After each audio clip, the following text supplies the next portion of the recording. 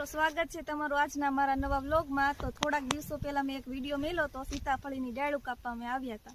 તો આજે એ સીતાફળી તમે જોઈ શકો છો, બધી કોળાઈ ગઈ છે। જો તો તમે જોઈ શકો છો બધી કોળાઈ ગઈ છે અને આ એક બાકી રહી ગઈ છે, આ એક બાકી રહી ગઈ છે, આ કોળાણી નથી, આ એક એમને રહી ગઈ છે। તો આજે અમે આવી રીતનું જો આ સીતાફળીના ડોકા કાપી છે, કટિંગ કરી છે। જુઓ મિત્રો આવી રીતનું કટિંગ કરી છે, આવી રીતના ડોકામાં હોય ને એ કાપી છે, કારણ કે સીતાફળ સારા થાય અને ફાલ છે ને સારો આવે એટલા માટે। તો જોઈ શકો છો આમાં જો ફાલ પણ આવી ગયો છે, સીતાફળ પણ નાના નાના છે, સીતાફળ છે પણ નાના નાના।